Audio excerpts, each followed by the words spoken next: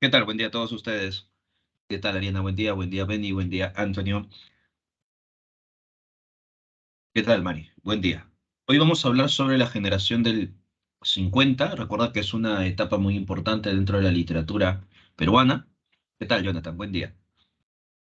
Vamos a mencionar algunos aspectos fundamentales de esta producción literaria, características que corresponden a esta generación. Y luego hablaremos sobre el autor Julio Ramón Ribeiro. Y también hablaremos sobre Blanca Varela. Dentro de esta producción literaria, hablaremos un poco sobre Los gallinazos sin plumas, un cuento representativo de Julio Ramón Ribeiro.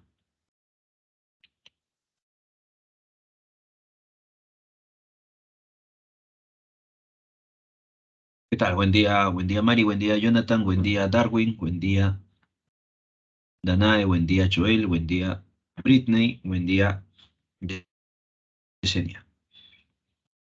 Empezamos entonces. ¿Qué tal, Fabián? Buen día. A ver, cuando hablamos de la generación del 50, recordemos que estamos en este contexto donde se está desarrollando una migración del campo a la ciudad.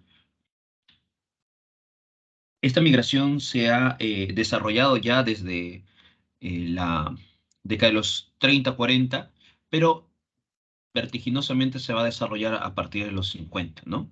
Entonces vamos a observar, ¿no? Toda esta migración porque se va a observar a la ciudad como un espacio de progreso. Y además recuerda que hay un centralismo presente en nuestra eh, patria. Y entonces, producto de este centralismo, vamos a encontrar que se va a generar nuevos colegios, nuevos asentamientos humanos, hospitales. Entonces vamos a encontrar esa visión centralista que llevará consigo este desplazamiento del campo a la ciudad. Por ello va a haber una explosión demográfica, o sea, va a crecer vertiginosamente en la ciudad y se van a crear las barriadas. ¿Estamos en qué contexto? En el contexto del Ochenio de Odría. Este elemento va a influenciar a los autores de la generación del 50 y ellos van a plasmar esta nueva modalidad, ¿no? Estos nuevos elementos van a incorporar algunos personajes que se van a desarrollar dentro de esta literatura. Así que vamos a hablar sobre estos aspectos, ¿no? Fundamentales dentro de la literatura peruana.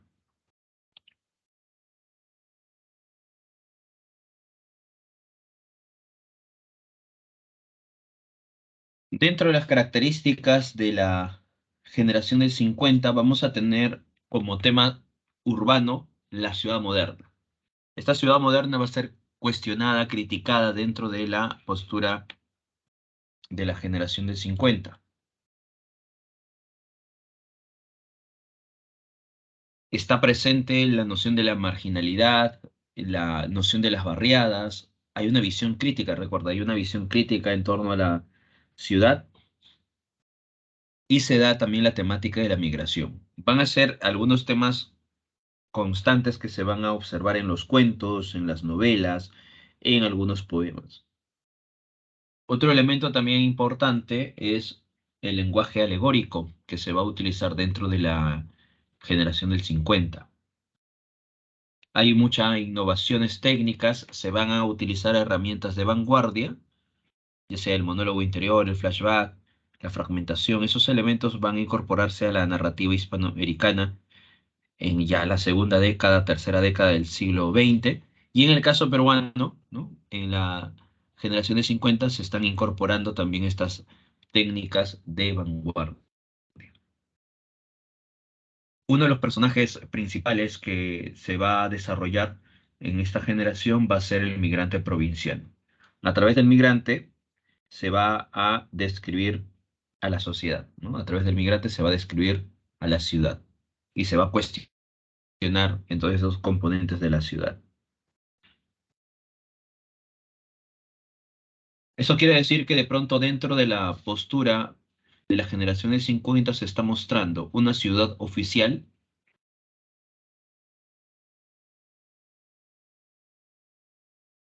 y a su vez vamos a observar una ciudad marginada, ¿no? Los migrantes han llegado a la ciudad oficial con la esperanza de progreso, ¿no? Pero cuando llegan a la ciudad oficial se van a dar cuenta que esta ciudad no los va a albergar. Lo que va a hacer es utilizarlos como mano de obra barata. Van a explotarlos y además van a expulsarlos de la ciudad oficial. Así que de pronto los migrantes van a tener que vivir en la periferia, en la marginalidad. Recuerda que ellos buscaban un mejor futuro, una esperanza de progreso. Eso impulsa a muchos de ellos a dejar sus tierras, ¿no? Y llegar a la ciudad con la esperanza de un mejor futuro. Pero la ciudad va a ser representada como un ser monstruoso, como un elemento que explota y un ser discriminador. Por eso que vamos a encontrar estos dos elementos, ¿no? La ciudad oficial, representada por la explosión, la monstruosidad, la discriminación, y la periferia o la marginalidad, donde se busca un mejor futuro, una esperanza de progreso, lograr sobrevivir, ¿no? En este territorio nuevo, ¿no? Adaptarse a estos modelos, a estos moldes de la sociedad. Entonces, vamos a encontrar constantemente este enfrentamiento entonces entre la ciudad oficial y la ciudad marginal, ¿no? O marginada por esta ciudad oficializada. Lo vamos a encontrar en los cuentos de Julio Ramón Ribeiro. Muchos de estos cuentos de Ribeiro se muestra esta dicotomía, ¿no?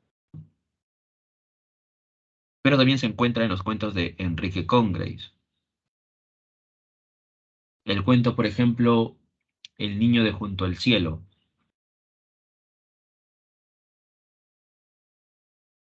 se va encontrando también este tipo de narrativa, ¿no? En El niño de junto al cielo.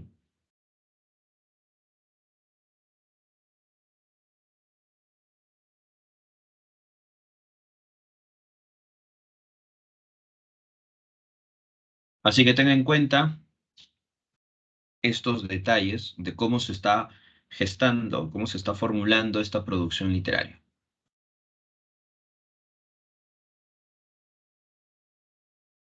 Ahora, en el caso del niño de junto al cielo, recuerda, ¿no? Esta familia ha llegado de Tarma al Cerro San Cosme y el niño va a buscar, ¿no? Observar todo lo que es o lo que será su nuevo barrio, así que le pide a su madre que le dé permiso para poder salir, ¿no? A explorar. Así que de pronto el niño empieza a bajar y observa un billete de 10 soles, ¿no? Se emociona, así que de pronto decide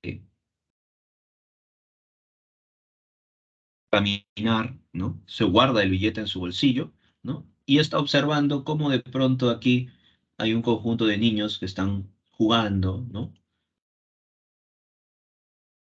Él solamente observa hasta que al final ya se acaba, ¿no? Este juego y uno de estos niños aparece y empieza a hablar con él, ¿no? ¿Qué sucede?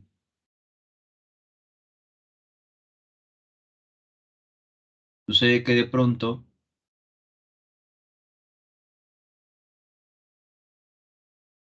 este niño de la ciudad, ¿no? Le dice a este niño de la provincia,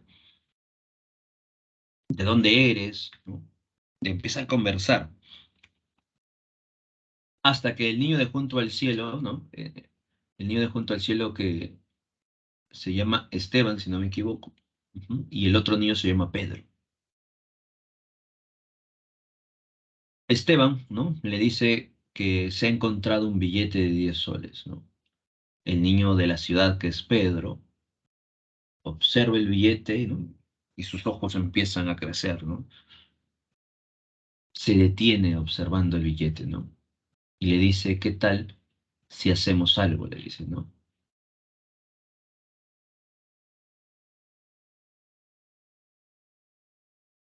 Y Pedro le menciona, no tengo una idea, vamos a poder ser millonarios. Y se van.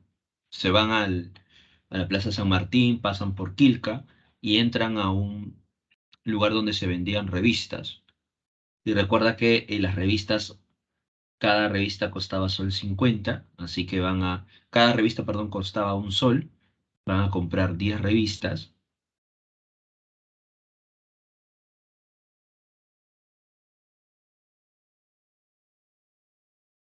¿Y qué hacen? Van a venderlo a sol 50. Así que le dice, con esto vamos a poder obtener dinero. Luego de ello volvemos y vamos a hacer una y otra vez. Así vamos a conseguirlo, ¿no? Así que de pronto eso hacen, ¿no? Compran las revistas, 10 revistas, ¿no? A Sol y lo van a vender a Sol 50. Esteban tiene algunas revistas, Pedro se lleva al otro extremo de la Plaza San Martín, empiezan a gastar, ¿no? Empieza Pedro a lograr vender y retorna y se da cuenta que Esteban no había vendido salvo uno. Así que le dice, no te preocupes, ¿no? Yo voy a vender lo demás, pero tengo un poco de hambre, le dice, ¿no? ¿Por qué no vas y me compras algo? Le dice Pedro a Esteban, ¿no? Esteban le dice, está bien, pero ¿con qué dinero? Le dice, no te preocupes, ¿no? Con la ganancia que tenemos, ¿no? Con eso, cómprame algo. Y ya luego nos repartimos el dinero, ¿no? Recuerda que Esteban solamente tenía lo que había vendido, el, la única revista que había vendido. Así que Esteban, todo confiado, se marcha y cuando retorna Esteban, ya no estaba Pedro. Busca a Pedro y no lo encuentra.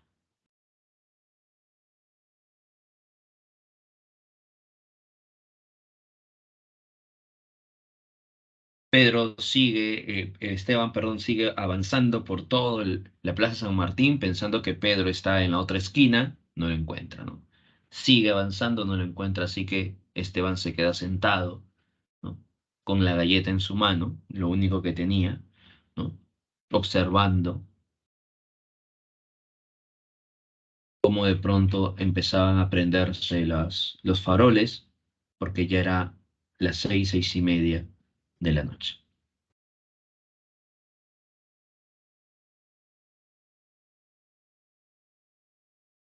Pedro lo había engañado, ¿no? Su amigo Pedro le había robado el billete anaranjado. Y luego dice el narrador, ¿no? ¿O sería más bien la bestia con 1 millón de cabezas la causa de todo?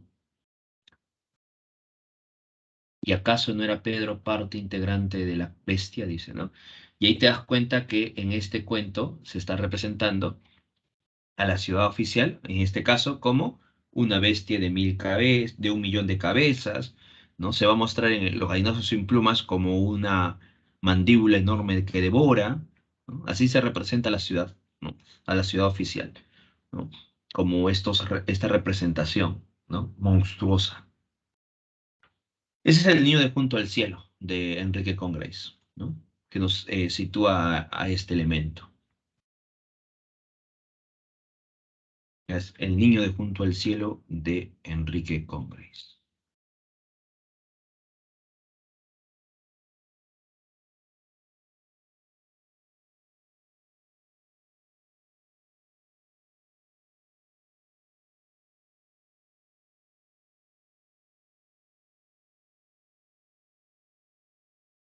Muy bien, ahí tenemos un claro ejemplo, ¿no? De esta visión, El niño de Junto al Cielo de Enrique Congrace.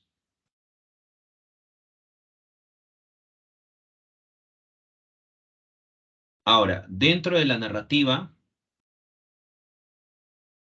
podemos encontrar a diferentes autores. Por ejemplo, vamos a poner a los autores y ahí vamos a mencionar algunos de ellos.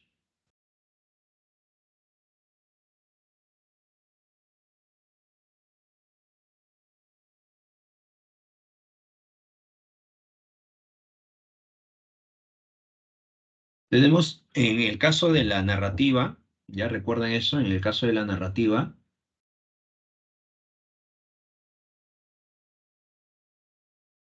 tres vertientes, ¿ya? Tenemos, por ejemplo, la vertiente del neorrealismo o también llamado realismo urbano. Neorrealismo o también llamado, recuerda, realismo urbano.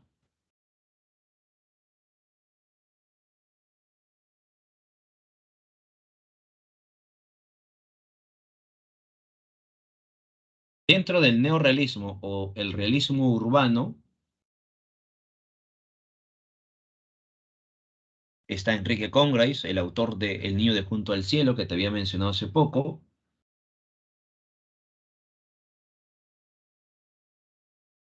Está Ribeiro con la palabra del mudo.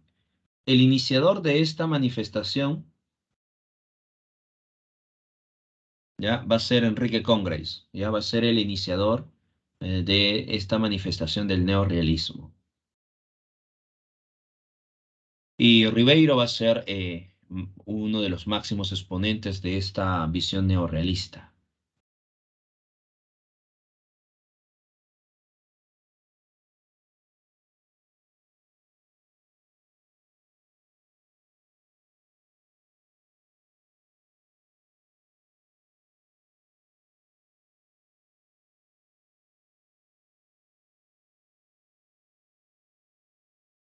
Ten en cuenta entonces esos detalles, ¿no? Reynoso, Osvaldo Reynoso, por ejemplo, va a ser parte también de esta producción literaria con Los Inocentes, ¿no? Que es una obra muy representativa.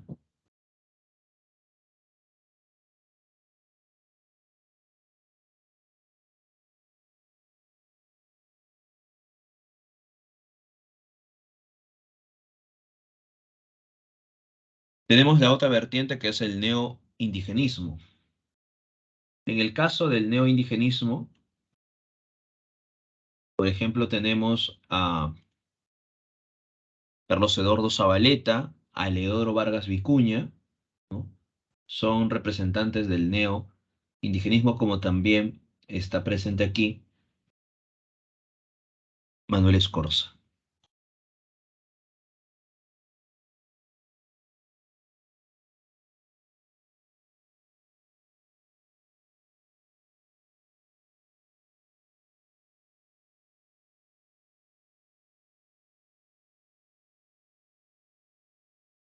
Y dentro de la literatura fantástica también está presente, ¿no? Una vez más, Julio Ramón Ribeiro.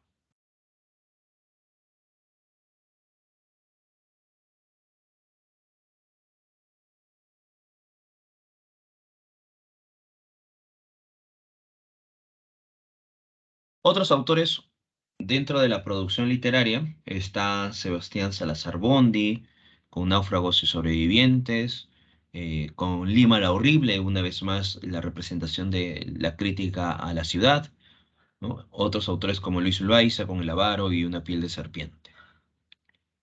Esto con relación a la narrativa. Recuerda que eh, tenemos también en la poesía, ¿no? En la poesía lo vamos a desarrollar en un momento.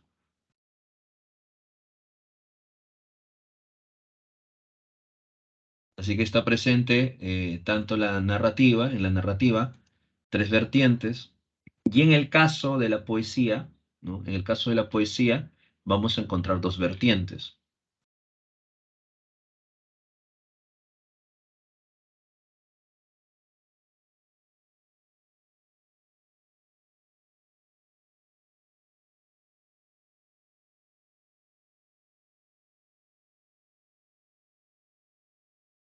Vamos ahora a hablar un poco de Julio Ramón Ribeiro, que es parte de esta producción literaria, algunas características fundamentales de este autor.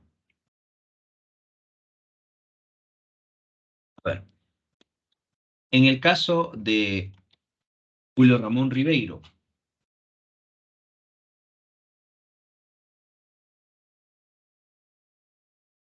por ejemplo, Ribeiro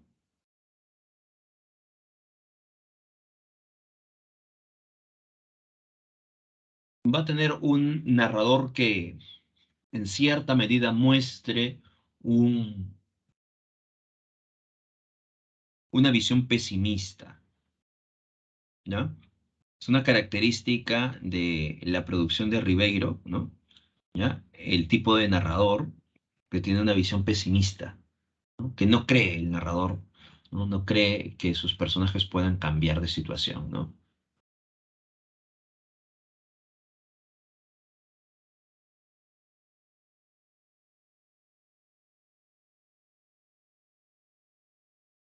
Entre las características que podemos encontrar, por ejemplo, es la linealidad del relato urbano, ¿no?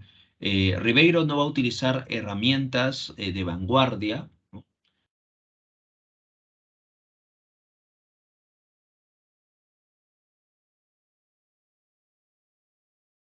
Este autor va a utilizar más bien herramientas que están vinculados a otros elementos, ¿no? En cierta forma, una herramienta tradicional.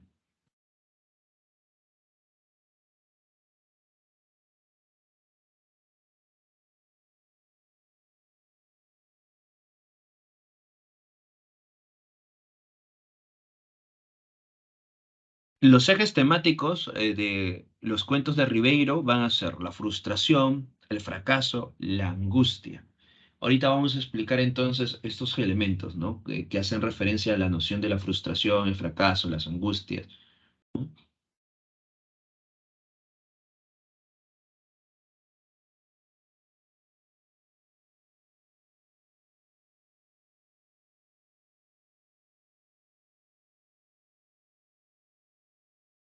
Por ejemplo, en los cuentos de Ribeiro vamos a encontrar algunos aspectos importantes, ¿no? Los personajes, ¿no? Los personajes van a tener un impulso para cambiar su perspectiva, ¿ya? O sea, el narrador nos presenta a un personaje que está viviendo una angustia, ¿no? Una angustia, ¿no? Y hay un momento determinado que esa angustia motive al personaje a cambiar, ¿no? ¿Ya? Entonces el personaje impulsado, ¿no? Por esta noción, esta angustia que siente constantemente, ¿no? Decide entonces cambiar.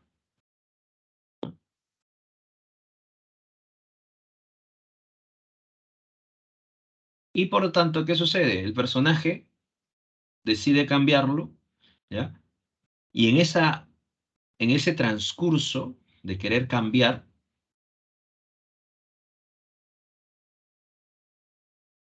fracasará.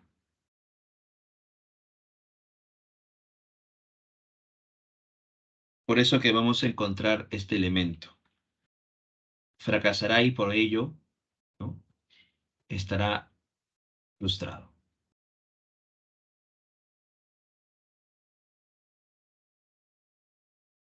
Entonces se presenta estas características dentro de su producción, ¿no? La angustia, el fracaso, características, recuerda, constantes.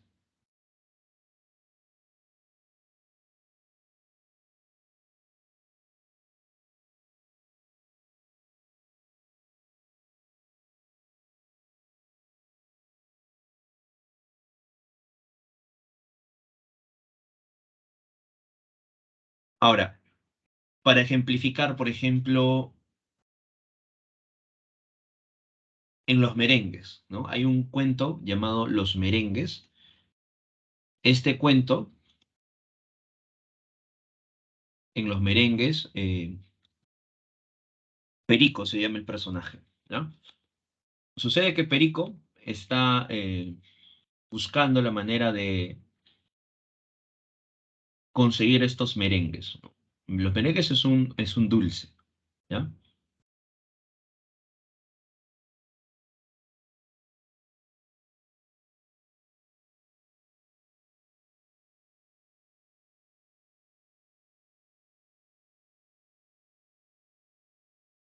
¿Qué sucede con los merengues?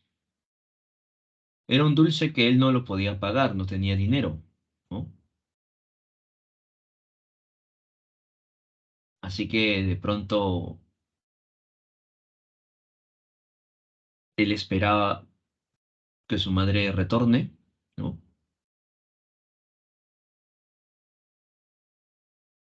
Y se hizo el dormido.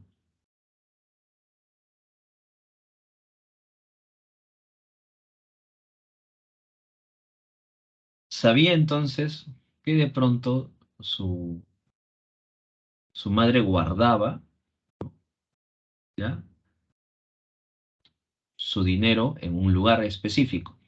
Y por eso que Perico, ¿no? Se hizo el dormido y cuando se dio cuenta que su mamá había guardado las cosas, decide entonces sustraerlo, ¿no? Su madre ya se va a trabajar y Perico saca, ¿no? El lugar donde había guardado y lo va a sustraer. Saca 20 soles, 20 soles, imagínate, saca, ya para comprar sus dulces, ¿no? Los merengues. Y se marcha, feliz y contento Perico, ¿no?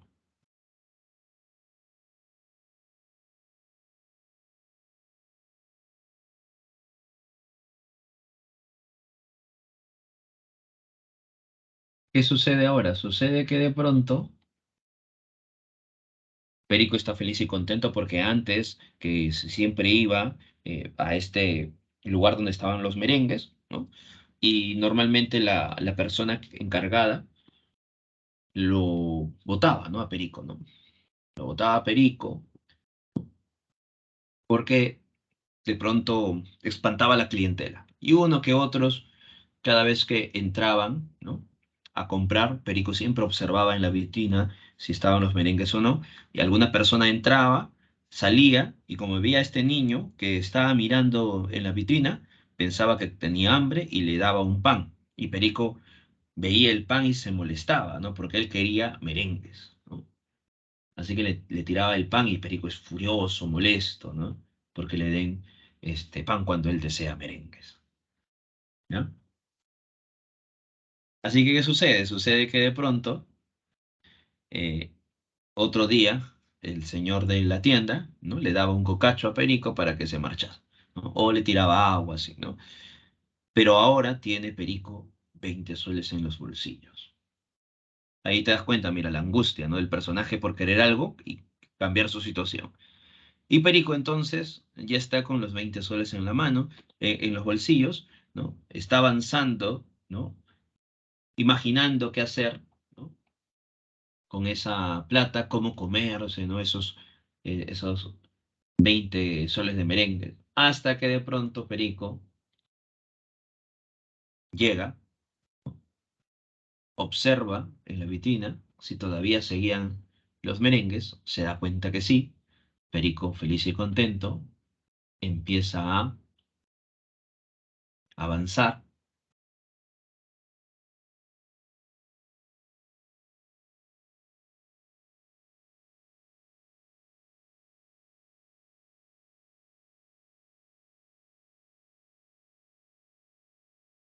Perico entra, ¿no? Todo contento y le dice al dueño de esta tienda, ¿no? Al que estaba también en el despacho, le dice, deme merengues, ¿no?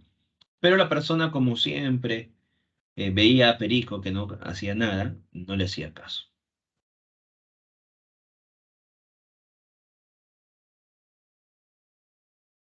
Perico una vez más le dice, deme merengues, nada. Perico entonces saca los 20 soles y lo pone en la vitrina, ¿no? Deme 20 soles de merengues, como una fuerza voz, ¿no? El que estaba despachando recién mira a Perico, le dice, ¿qué has dicho? 20 soles de merengue, dice Perico todo orgulloso, ¿no? Y el dueño del que estaba realizando le da un cocacho y le dice, deja de hacer bromas.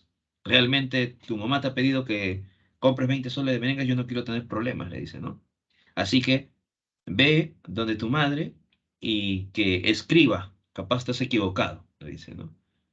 Y no quiero tener problemas. Ve, márchate, le dice, ¿no? No molestes. Y entonces Perico le dice, pero deme 20 soles de merengas, ahí está la plata, ¿no? Pero el señor no le quiere despachar. Perico le ruega ahora, ¿no? Por favor, aunque sea 10 soles, aunque sea un sol de merengue, le dice, ¿no? Perico triste, desconsolado, va agarrando las monedas, lo va guardando en su bolsillo, todo avergonzado sale de este lugar, va caminando, observa el acantilado y se da cuenta que no va a poder retornar esos 20 soles al lugar donde su madre siempre guardaba su dinero. Así que Perico agarra esos 20 soles en monedas y lo va tirando una tras otra en el acantilado. Frustrado, llorando, buscando vengarse de todos en algún momento cuando crezca, ¿no? Ahí está entonces el cuento Los merengues. Ahí te das cuenta el eje temático, ¿no? Está angustiado el personaje, en este caso por este dulce, está impulsado a qué? A cambiar su situación, ya tiene el dinero, pero en este transcurso, ¿no? De ese cambio, al final va a haber la frustración del personaje porque no lo consigue y el fracaso de ese cambio que tanto anhelaba, ¿ya? Entonces los ejes temáticos de Ribeiro van a ser la frustración, el fracaso y la angustia, ¿no?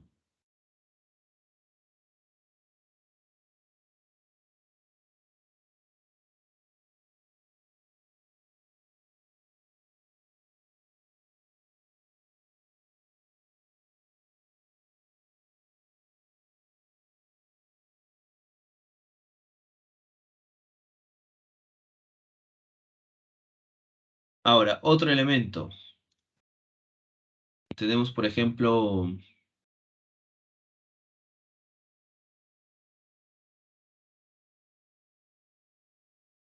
una aventura nocturna, por ejemplo, ¿no? En una aventura nocturna, este personaje prácticamente era relegado por la sociedad, por sus amigos, todo. No le salía bien las cosas a este personaje, ¿no? Así que decide un día de pronto, en medio de todo este fracaso de su vida, ¿no? Caminar, entrar a un bar, ¿no? Sentarse, empezar a beber por toda esta vida que tiene, llena de fracasos y fracasos.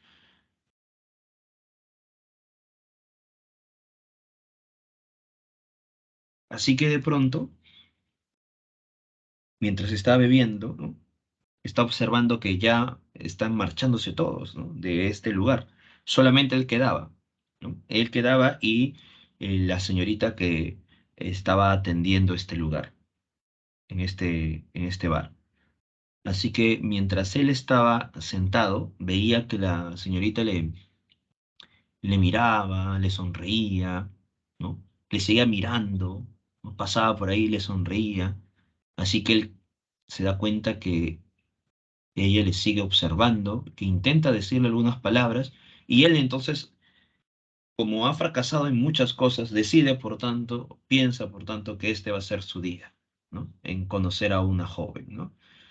Así que se levanta, ¿no? Y empieza a hablar con ella. Ella le responde y siguen hablando en medio de la oscuridad. Él está feliz y contento porque al fin algo va a salir bien en su vida. Ella le dice que tiene que cerrar, ¿no? El bar. Y por eso que ella está agarrando las mesas, las sillas, los está acomodando, las sillas las está poniendo arriba, y le dice, no te preocupes, yo te ayudo, ¿no? Y entonces él también empieza a acomodar junto con ella, siguen hablando, feliz y contento, ¿no? Ella también le dice para que se quede, ¿no? Él y ella se van a quedar entonces en el bar, pero tiene que cerrar primero para que los dos puedan estar solos al fin. Él está contento porque piensa en lo que va a hacer con ella, ¿no? Y en medio de todo esto, ella le dice, solamente falta algo, ¿no? Para cerrar. Le dice, ¿qué falta? ¿Me ayudas? Afuera está tengo una planta, ¿no? Tenía justamente una maceta, ¿no? Y le dice, voy a agarrar la maceta y lo voy a guardar. Pero él dice, no, no te preocupes, yo lo hago. Entonces ella le dice, está bien, gracias, ¿no? Así que él sale, agarra la maceta, ¿no? Y cuando voltea, Para guardar la maceta, ella había cerrado la puerta con llave, ella está adentro con llave, él observa que está afuera, ¿no? Y ella solamente le saluda, ¿no? Le dice adiós con la mano y cierra el bar. Y él se queda afuera con la maceta en sus manos. Y tira la maceta y rompe la maceta, ¿no? Porque se da cuenta que ella lo utilizó solamente para que puedan limpiar juntos este espacio y así sea más rápido, más fácil para que ella pueda descansar. Una lectura nocturna, ¿ves? Ahí también te das cuenta la presencia de la frustración, el fracaso y la angustia, ¿no?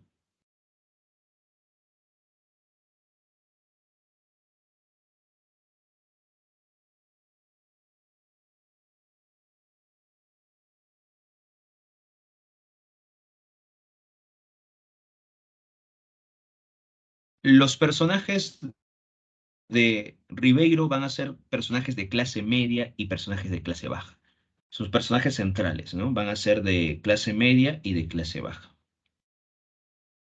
Vamos a observar que dentro de su producción literaria se describe el plano psicológico de los personajes, porque conocemos cuáles son las motivaciones de estos personajes, ¿no? Para que buscan estos personajes hacer un cambio, ¿no? Significativo, pero recuerda que al final fracasan en ese cambio, ¿no? En esa búsqueda, ¿no? De cambio de su manifestación.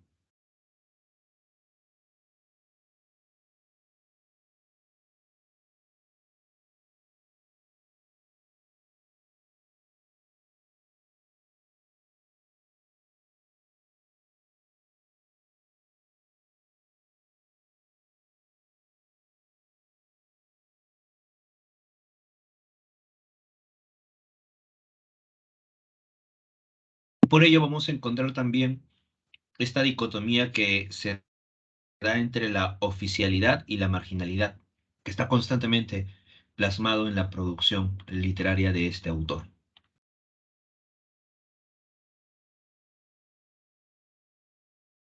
Esas son entonces características fundamentales de los cuentos de Ribeiro. Recuerda, el narrador tiene una visión escéptica y una visión pesimista, ¿ya? No te olvides entonces de ese punto. Una visión escéptica y pesimista dentro de la producción literaria, ¿ya?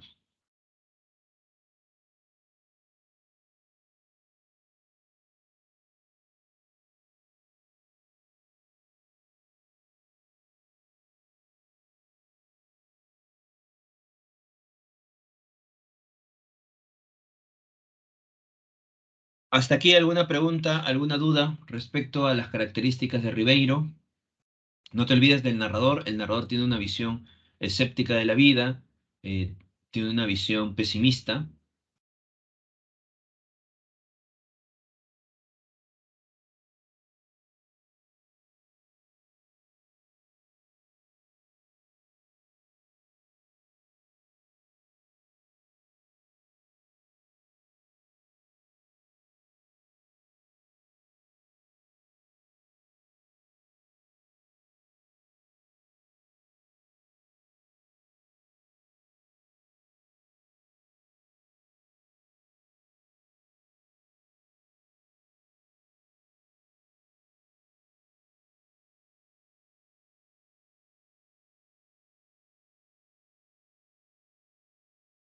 Ah, ¿qué tipo de narrador se va a utilizar? Recuerda que el narrador que está presente dentro de los cuentos de Ribeiro es un narrador omnisciente. Utiliza constantemente un narrador omnisciente, ¿ya? Y este narrador omnisciente tiene una visión pesimista de la vida, una visión escéptica. El tipo de narrador entonces, narrador omnisciente.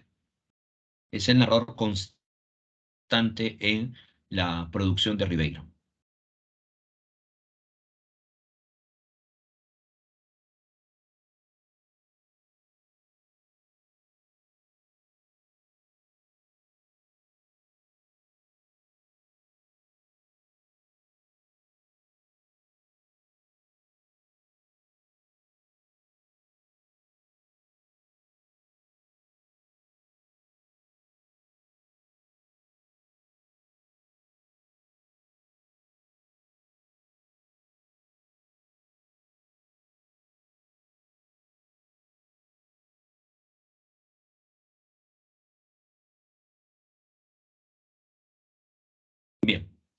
Continuamos. Vamos ahora a hablar sobre los gallinazos sin plumas.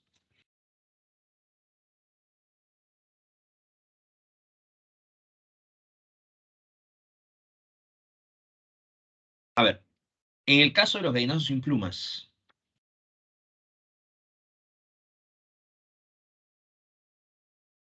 vamos a leer este primer párrafo. Aquí está. ¿Ya? Vamos a leer un poco el primer párrafo de los gallinazos sin plumas para que observes, ¿no? Bueno, ya sabemos que es el tipo de narrador, el narrador omnisciente, ¿no?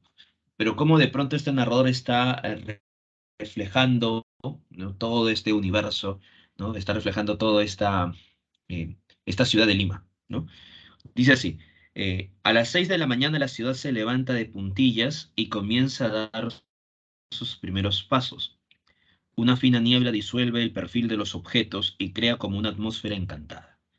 Las personas que recorren la ciudad a esta hora parecen que están hechas de otra sustancia, que pertenecen a un orden de vida fantasmal. Las beatas se arrastran penosamente hasta desaparecer en los pórticos de las iglesias. Los noctámbulos, macerados por la noche, regresan a sus casas envueltos en su bufanda y en su melancolía. Los basureros inician por la avenida Pardo su paseo siniestro, armados de escobas y de carretas. A esta hora se ve también obreros caminando hacia el tranvía, policías bostezando contra los árboles, canillitas morados de frío, sirvientas sacando los cubos de basura.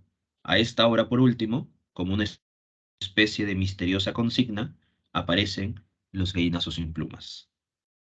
Este es el primer párrafo del cuento Los gallinazos sin plumas, y ahí te das cuenta cómo el narrador ha descrito, ¿no? A los personajes que aparecen, ¿no? A estas horas de las 6 de la mañana, ¿no? Ya sea los policías, los beatos, los canillitas, ¿no?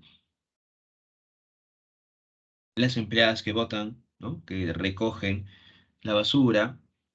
Entonces ahí estamos observando cómo se está describiendo a la ciudad en ese momento. Y en ese instante también aparece ¿quién?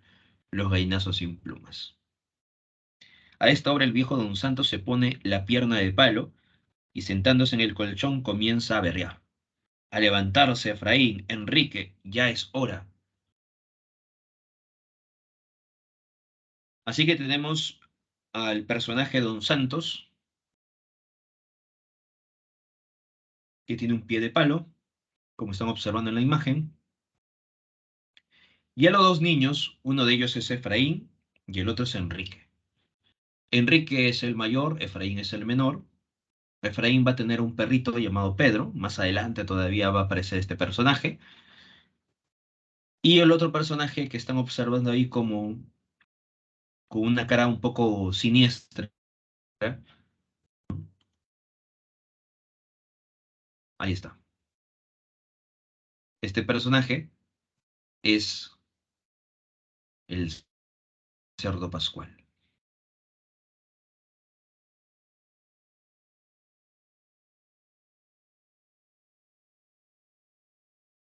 Entonces tenemos al cerdo pascual, al viejo Don Santos, a Efraín y Enrique, y el perrito Pedro. Ellos van a llenar los baldes, ¿no? Los botes de basura.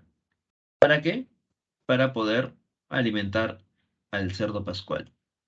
El viejo Don Santos tiene un pie de palo y una vara, ¿no? O un palo que golpea constantemente a los niños, ¿no? Para que puedan levantarse. Esa es la historia de los gallinazos sin plumas, ¿no? Ahora, ¿por qué Don Santos quiere alimentar al cerdo pascual?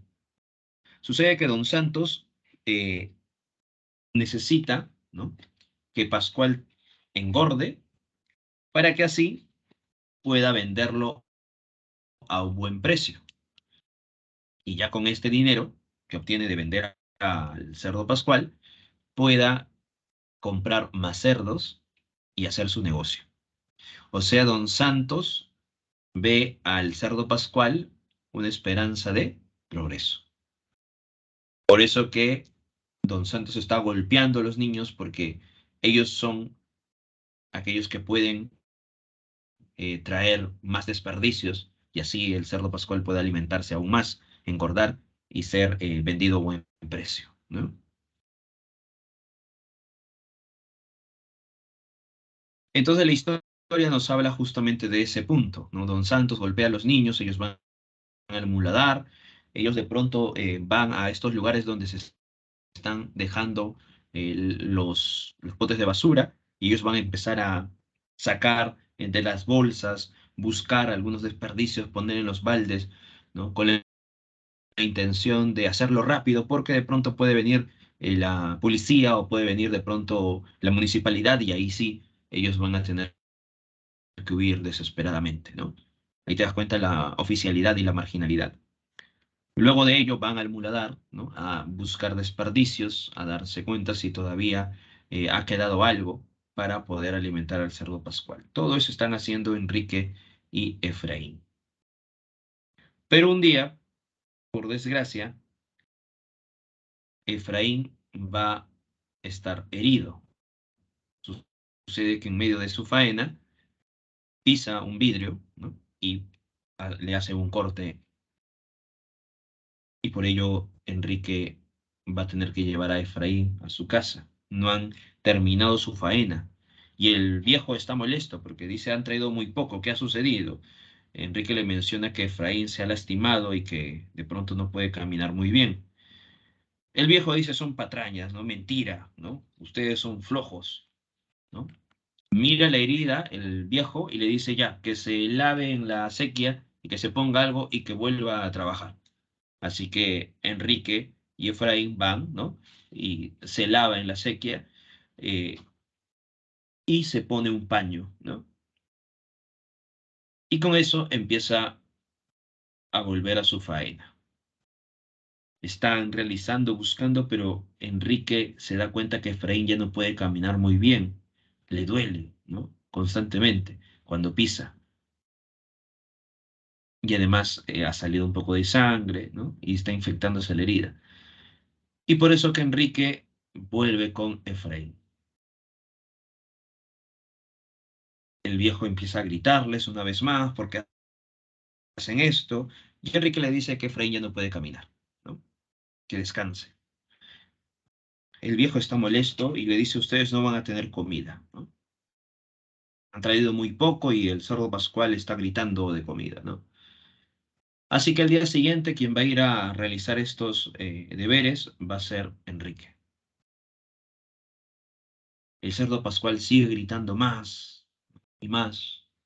Así que de pronto Enrique sigue buscando más desperdicios para alimentar al cerdo pascual.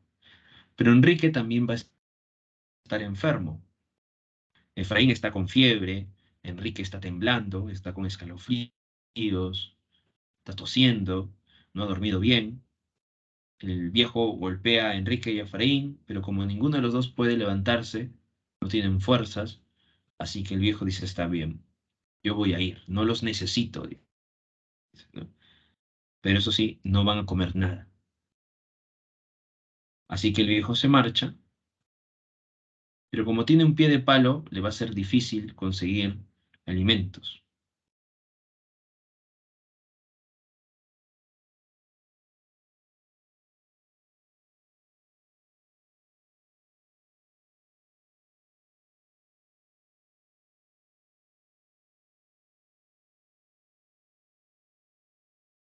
Sucede que de pronto el viejo se frustra, ¿no? Porque ha traído muy poco. Tira todo al cerdo Pascual y le dice, ¿no? Mi pobre cerdito, mi pobre Pascualito, le dice, ¿no? Ahí te das cuenta cómo Don Santos quiere más a su cerdo que a sus nietos, ¿no? No te quieren, pero yo sí, le dice Don Santos a Pascual, ¿no? Te matan de hambre, dice, ¿no? Así que va ahora el viejo y empieza a golpearlos, ¿no? A Efraín y Enrique, levántense, haraganes, insulta, ¿no? Pero cuando va a ir a golpear a Efraín, Enrique le dice a Efraín, no, por favor, a él no. Está bien, yo voy a salir.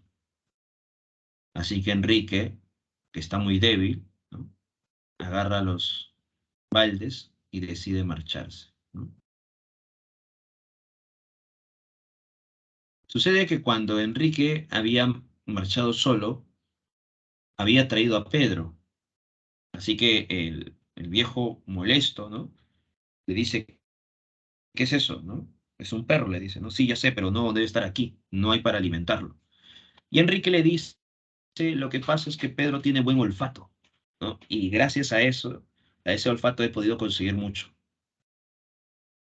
Así que el viejo le dice, está bien que se quede, pero tú le darás de tu ración. Entonces Enrique le dice que ya. Enrique se va a marchar, Pedro le sigue, y Pedro al momento de seguirle a Enrique, eh, este voltea y le dice a Pedro, no, tú te vas a quedar con Efraín, juega con él. Así que lo lleva donde Efraín, ¿no? Y Enrique se marcha. Pasan, ¿no? Los minutos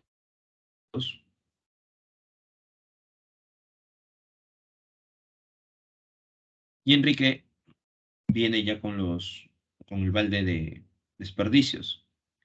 Pero al regresar se percata de algo, que hay un silencio, ¿no? Hay un silencio porque ya el cerdo pascual no está gritando de hambre, de desesperación.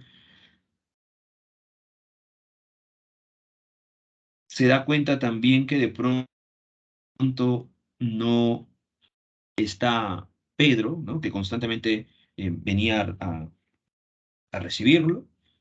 Y entonces escucha y se da cuenta que Efraín está llorando.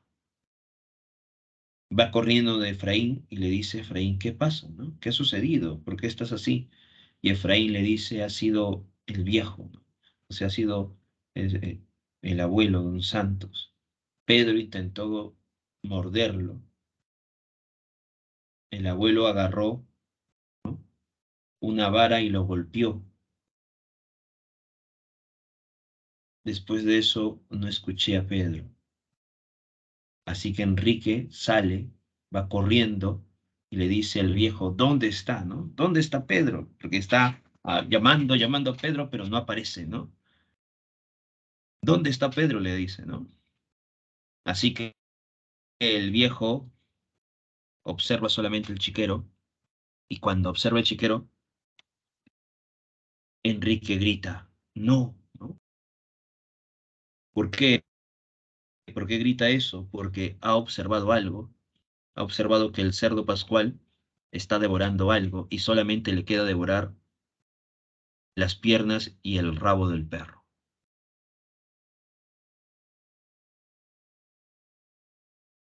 Enrique se da cuenta de eso, ¿no? Y le dice al viejo, ¿qué has hecho? ¿Por qué has hecho eso? ¿Por qué? ¿No? El abuelo no responde. Sigue diciendo, ¿no? ¿Por qué has hecho esto? Y entonces el viejo le da un manotazo. Enrique cae. Al caer Enrique, se percata, ¿no? Porque recuerda que está en el suelo Enrique, se percata de la vara que está ensangrentada. Así que sabe que con esa vara golpeó a Pedro. Por eso que ahora se levanta Enrique con la vara y le dice al abuelo, no, voltea, voltea. El abuelo voltea y Enrique con todas sus fuerzas le da un golpe en el rostro del viejo. Tras el golpe, él retrocede y como tiene un pie de palo, se resbala, se rompe su pie de palo, se resbala y cae en el chiquero. Enrique tira la vara al ver que el abuelo se ha caído, sabe que si el abuelo al levantarse lo va a golpear, por eso que Enrique va corriendo y va donde Efraín, mientras que el abuelo está observando cómo el cerdo pascual le está mirando. El abuelo le dice a Enrique y a Efraín, ayúdenme, ¿no? Levántenme. y empieza a decir con voz cálida, ¿no?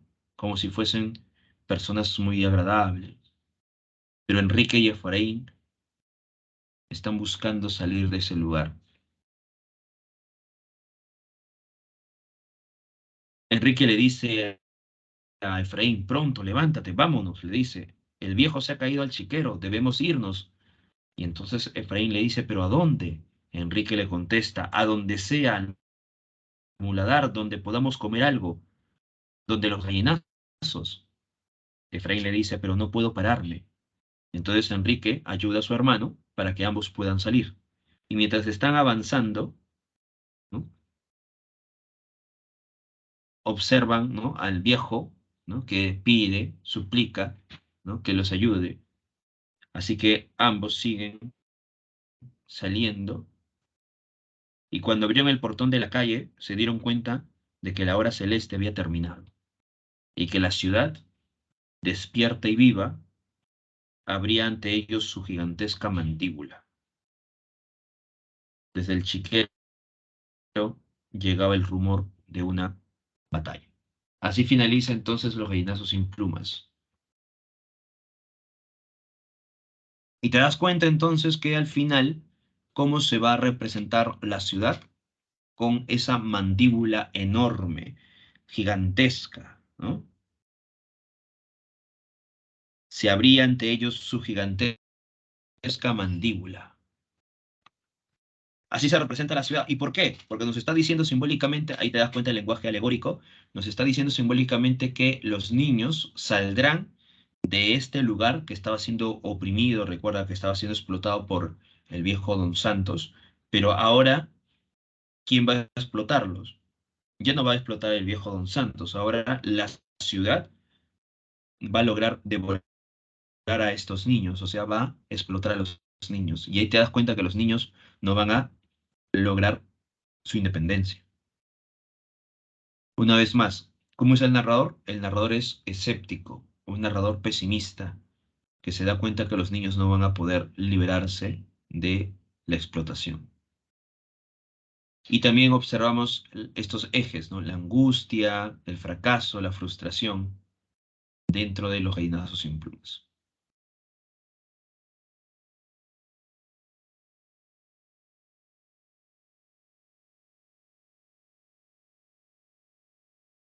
Muy bien. Eso sería entonces Los gallinazos sin plumas de Julio Ramón Ribeiro.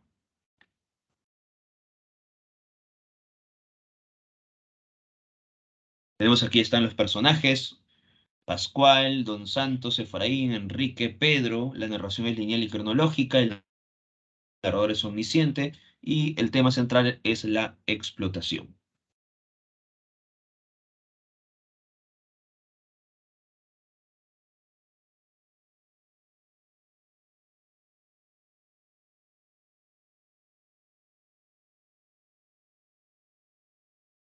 Preguntas, dudas, hasta aquí.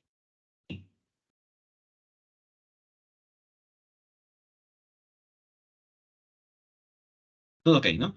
Recuerda que el cerdo pascual va a representar una doble función, ¿ya? Va a representar la urbe que sacrifica y oprime a los marginales y también va a representar la esperanza de progreso. ¿Para quién la esperanza de progreso? Para el viejo Don Santos. Porque recuerda que a través del cerdo pascual, ¿no? Don Santos quiere tener una forma de vida, ¿no? Mejor. Entonces, recuerda eso, ¿ya? Esta doble función que tiene este personaje, ¿no? Y acá también se observa una vez más la figura de el cerdo pascual a través de qué. Esta imagen también es simbólica, ¿no? Los niños representan los gallinazos sin plumas porque no pueden volar, por tanto no tienen libertad, que en el muladar buscan desperdicios para alimentar al cerdo pascual. El cerdo pascual representa entonces la urbe que sacrifica y oprime a los marginales, ¿no? Porque el viejo Don Santos, al ver que Pascual tiene hambre, golpea a los niños y ellos tienen que buscar en el muladar para alimentar a este personaje. Y también representa la esperanza de progreso. Pero esa esperanza de progreso recuerda que lo representa ¿quién? Desde la visión del viejo.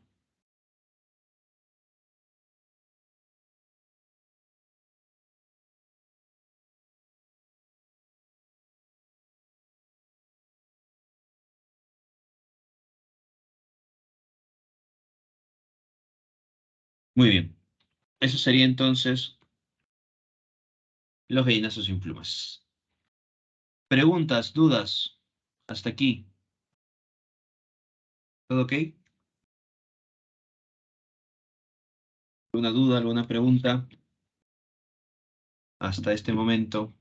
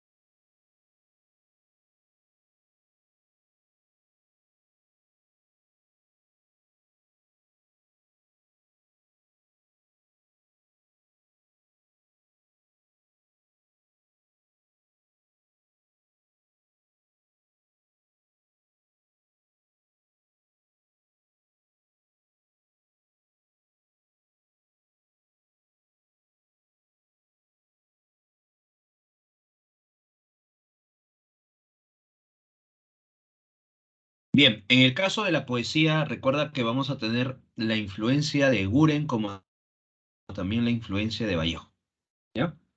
Por ejemplo, la poesía de Guren está vinculado a esta producción que trata de no describir la realidad, ¿no?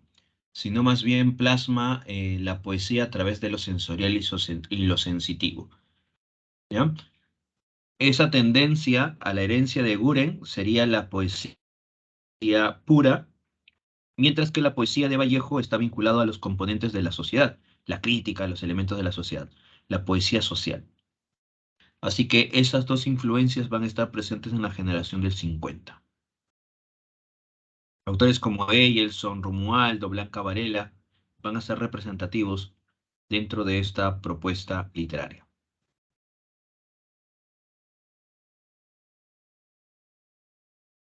Blanca Varela.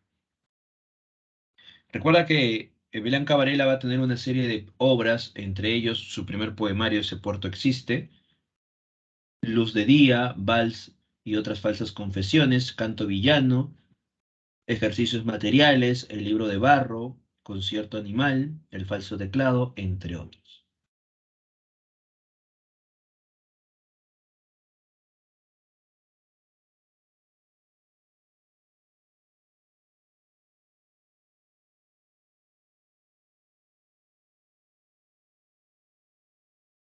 Blanca Varela va a utilizar, a partir de su segundo poemario, la voz femenina, porque en el primer poemario, en Ese puerto existe, todavía utiliza la voz masculina, ¿m? O sea, la voz poética dentro de esta noción de la masculinidad.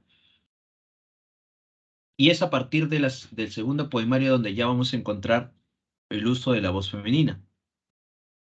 Por ejemplo, aquí está Vals del Angelus, donde se puede observar ya la utilización de la voz femenina.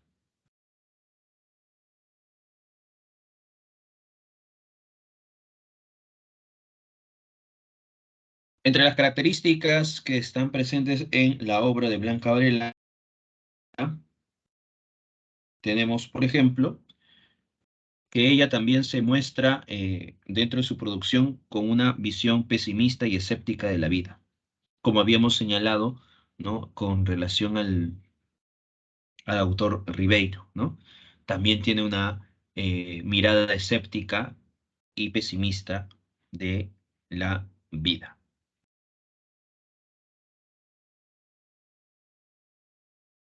Hay influencia surrealista dentro de su producción literaria. Se utiliza un lenguaje depurado, sin adornos ni grandilocuencia. Entonces, dentro de la producción de Blanca Varela, vamos a encontrar que no se va a utilizar constantemente adjetivaciones, adornos en el lenguaje.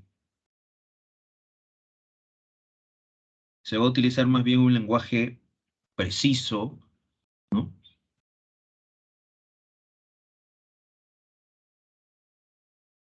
Preferencia por el verso libre sin signos de puntuación ni mayúsculas.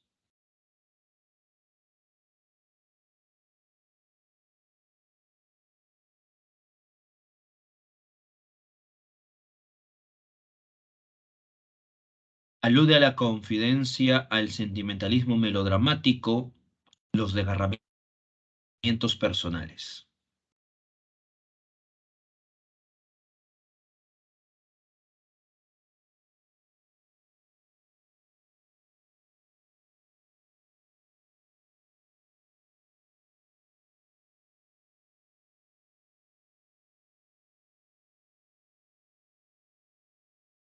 Dentro de la propuesta de Blanca Varela vamos a observar que la voz poética busca cuestionar, criticar el modelo que se está viviendo, el sistema, y también cuestiona el machismo y la sociedad patriarcal. Entonces la voz de Blanca Varela, la voz poética de Blanca Varela es una voz contestataria. Y eso se va a reflejar en Canto Villano.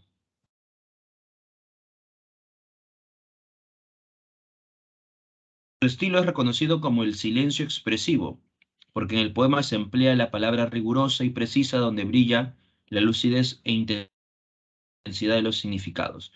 Quiere decir que dentro de la poesía de Blanca Varela, por ejemplo, utiliza estos versos, son 4 versos nada más, ¿no? Pero te das cuenta que con estas palabras empieza a formular una serie de cuestionamientos, ¿no?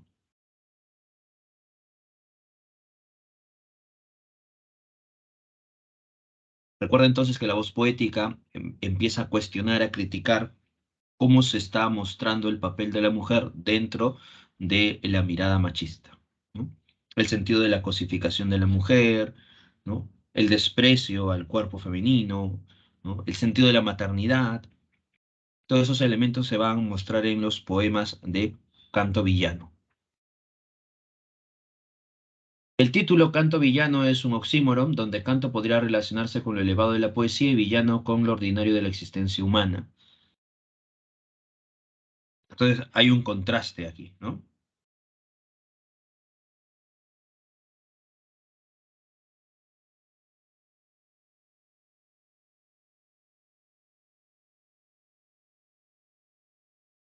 Canto Villano está dividido en 2 partes. La primera parte, que se titula Ojos de Ver, son 7 poemas, un conjunto de poemas muy breves, entre 2 a 4 versos. Por ejemplo, tenemos a La Realidad, un poema de Ojos de Ver, y tenemos la otra sección que da título al poemario Canto Villano, que tiene 13 poemas y es un conjunto de poemas de mediana y larga extensión. Como por ejemplo tenemos Curriculum Vitae, que es un poema de mediana extensión, y te das cuenta que aquí en este poema se está utilizando también esta noción de el pesimismo.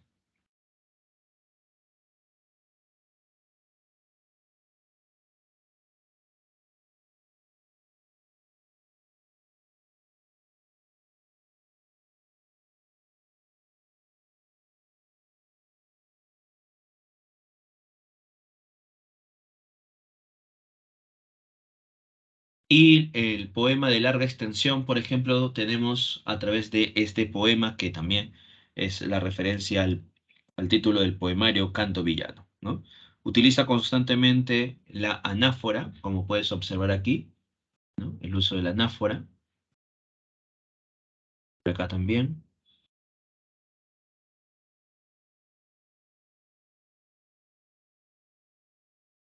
Entonces recuerda estas características de la obra de Blanca Varela. Bien, esto con relación entonces a la literatura de la generación del 50, la producción que está vinculado a autores como Julio Ramón Ribeiro y Blanca Varela. A ver, hasta aquí. Preguntas, dudas.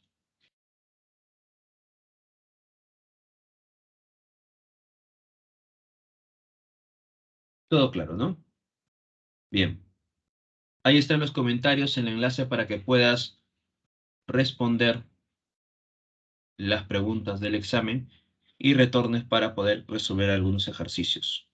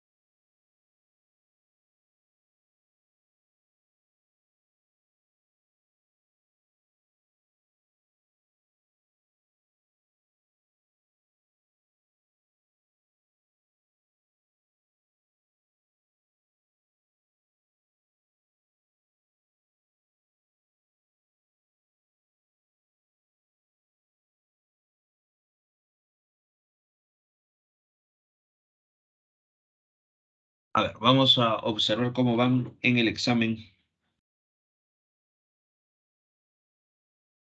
La mitad del salón recién ha terminado de contestar las preguntas. A ver, la mayoría se está confundiendo en la pregunta número uno.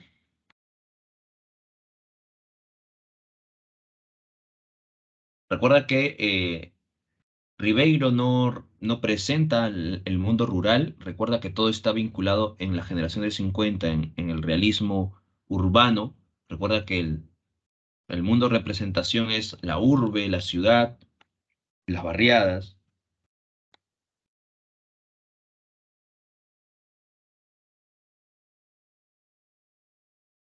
Ten en cuenta eso, ¿ya? La urbe, la ciudad, ¿no? Las barriadas, eso va a ser el espacio de representación.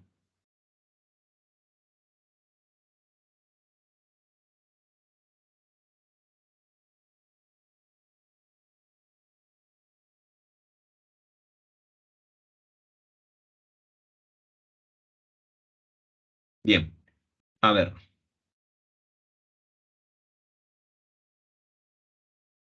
vamos ahora con la pregunta número uno. Dice, marca la alternativa que complete correctamente el siguiente enunciado con respecto a la generación del 50. Los narradores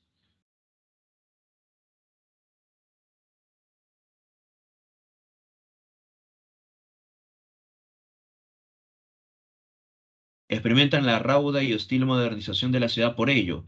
A ver, serían los narradores neoindigenistas, neorrealistas, indigenistas no, costumbristas tampoco, modernos tampoco, ¿no? Por ello, eh, expresan una visión crítica, sí. Entonces, como se está hablando de la modernización de la ciudad, entonces sería neorrealistas. No sería neoindigenistas, ¿no?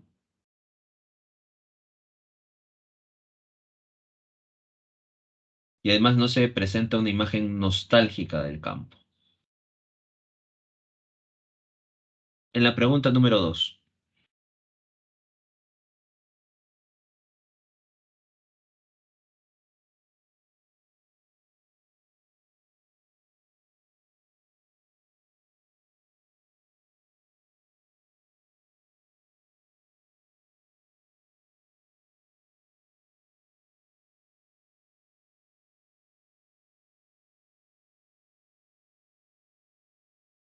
la vida provinciana tuvo un alto desarrollo en la modernización social, falso, ¿no?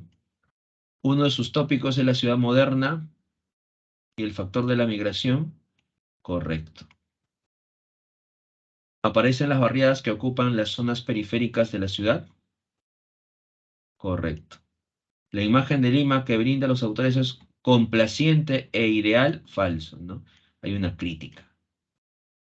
Así que la respuesta sería la C.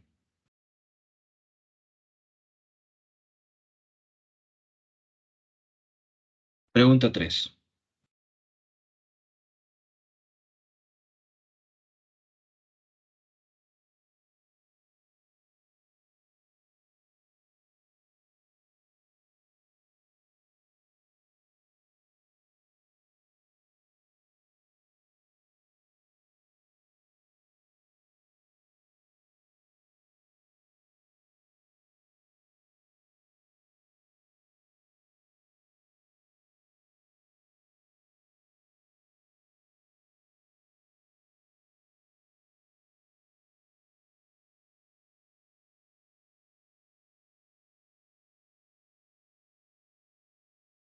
¿Cuál sería la respuesta en la pregunta número 3? Correcto.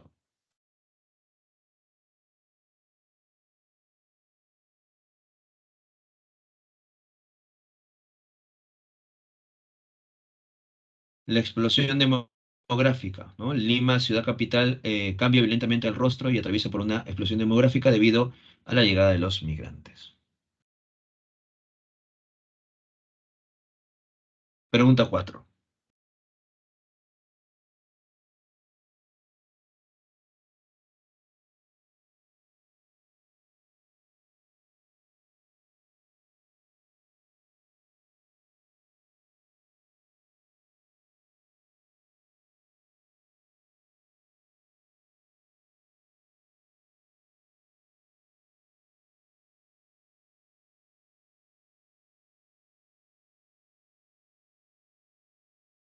Respecto a las características de Ribeiro,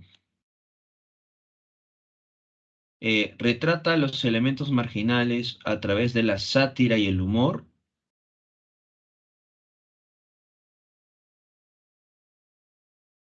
No, ciudadano.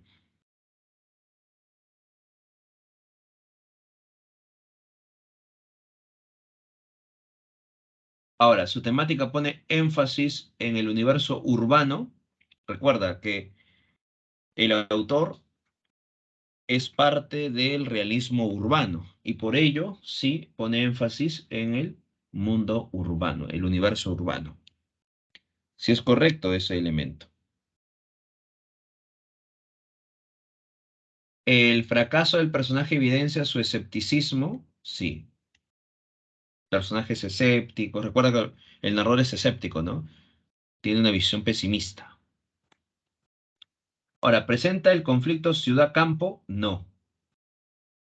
Recuerda que él presenta el conflicto entre la ciudad oficial, ¿no? La ciudad oficial contra la ciudad marginada por la sociedad. Pero la ciudad marginada por la sociedad no es el campo y la ciudad oficial no es la ciudad, ¿no? Recuerda eso, no es esto.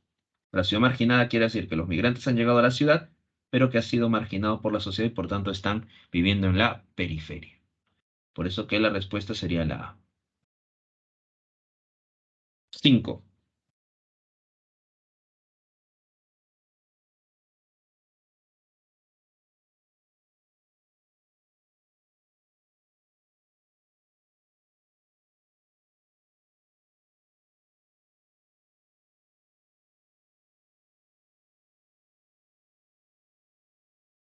Y aquí, por ejemplo, ¿no? Lo que estábamos viendo hace poco sobre Ribeiro. Dice, a los 40 años Arístides podía considerarse en toda razón un hombre excluido del festín de la vida. No tenía esposa ni querida, trabajaba en el sótano del municipio anotando partidas de registro civil, vivía en un departamento minúsculo de la avenida Larco.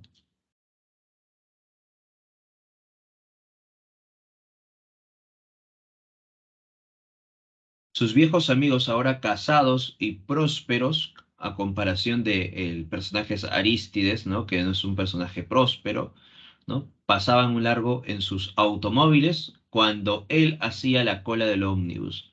Ahí te das cuenta cómo está mostrándose dos componentes, ¿no? Claro, muestra el componente entre lo oficial y lo marginal. Correcto. La 5 la B.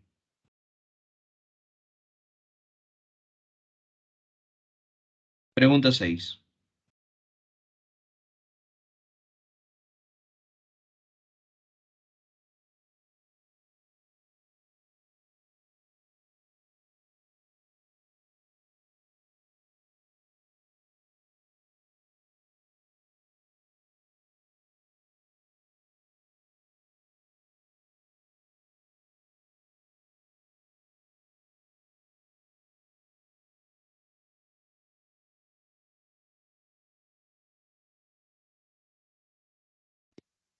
Los niños buscan comida con el fin de alimentar al cerdo pascual. Efraín golpea al abuelo con una vara y este es devorado por el cerdo. No, no es devorado, ¿no? Describe cómo los niños trabajan en los basurales de la ciudad, ¿sí? Los protagonistas huyen del abuelo y encuentran un mejor porvenir. No. La respuesta en la número 6, la B. Correcto. Y por último, la 7.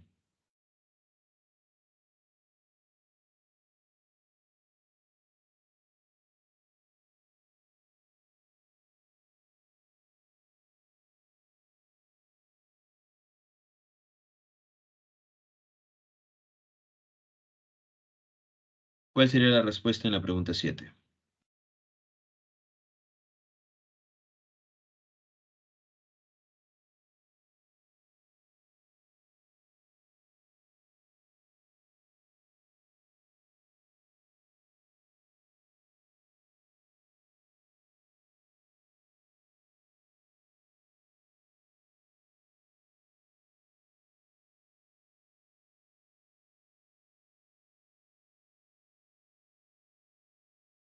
Exacto. En la pregunta 7 estamos observando que el cerdo representa para esta familia pobre la promesa de progreso.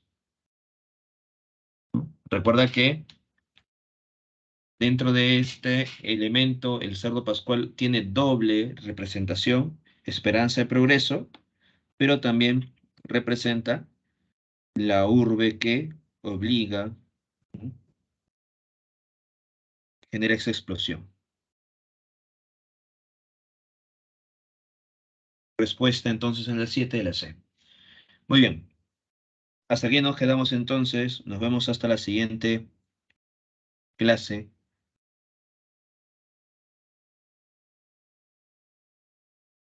A ver, por acá en la pregunta nos menciona Ariana, si dijeran que la imagen de Lima para los migrantes es ideal, sería verdadero. Claro, ¿no? Ujú.